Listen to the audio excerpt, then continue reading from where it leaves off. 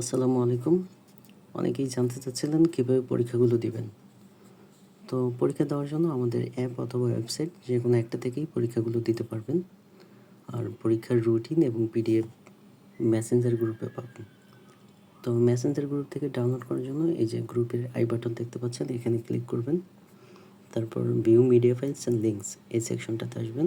তো ফাইল সেকশনে আসলে এই গ্রুপে যত পিডিএফ আপলোড করা হবে সবগুলো এখানে দেখতে পাবেন।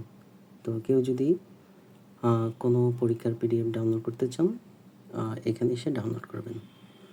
এরপরে কিভাবে পরীক্ষাগুলো দিবেন সেটা একটু দেখাচ্ছি।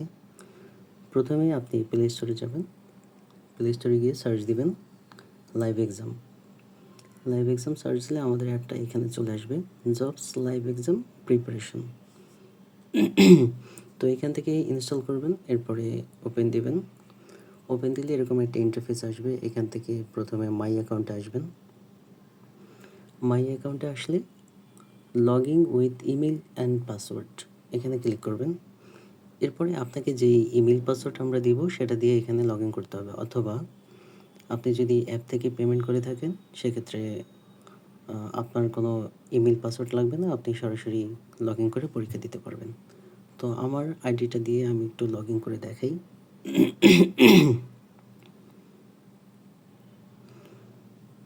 তো এখানে আমি ইমেল দিলাম, পাসওয়ার্ড দিলাম, তারপর রিমেম্বার মিতে ক্লিক করে নেবেন, তাহলে বারবার লগ ইন করতে হবে না। এরপরে লগ ইন, উপরে আপনার নামটা শো করবে। এরপরে আপনি হোম বাটনে ক্লিক করবেন। এই যে ঘরের মতো যেই লোগোটা দেখতে পাচ্ছেন এখানে ক্লিক করবেন। এরপরে আসবেন জব সলিউশনের সেকশনে।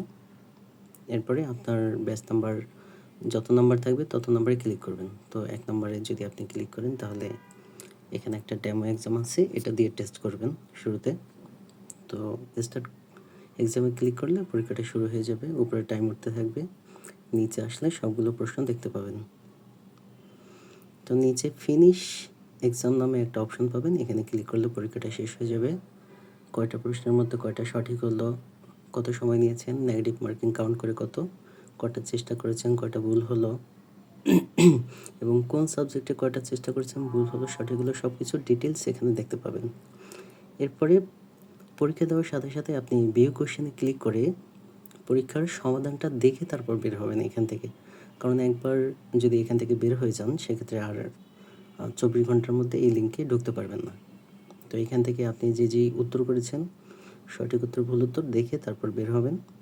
এরপরে ব্যাকে আসলে আপনি পরবর্তীতে এখান থেকে মেরিট লিস্ট চেক করতে পারবেন। মেরিট লিস্ট ব্যাচ নাম্বার 1 এখানে শো করবে 10টার পরে। তো 1 নাম্বারে ক্লিক করবেন, তাহলেই আপনার মেরিট লিস্টটা আপনি যে কোনো সময় চেক করতে পারবেন। এরপরে 24 ঘন্টা পরে ওই প্রশ্নটা, লাইভ যে প্রশ্নটা থাকবে সেই প্রশ্নটা কোশ্চেন আর্কাইভে চলে আসবে। এখান থেকে আপনি 1 নাম্বারে যদি ক্লিক করেন, আপনি এখানে আপনার পরীক্ষার প্রশ্নটা শো করবে। আপাতত এগুলো আছে, এগুলো চলে যাবে। এরপরে রুটিন সেকশন থেকে আপনি রুটিনটা দেখতে পাবেন। রুটিনটা এখন অ্যাড করিনি, একটু পরে অ্যাড করে দেব। এই হলো পরীক্ষার সিস্টেম, আশা করি বুঝতে পেরেছেন। এরপরে যদি কোনো কিছু বুঝতে না পারেন তাহলে আমার ইনবক্সে জানাবেন। আর পরীক্ষা দেওয়ার নিয়মটা আমি এই সেকশনটাতে অ্যাড করে দিব। কেউ যদি বুঝতে না পারেন সেক্ষেত্রে আবার এই ভিডিওটা দেখবেন, তাহলেই বুঝতে পারবেন। ধন্যবাদ।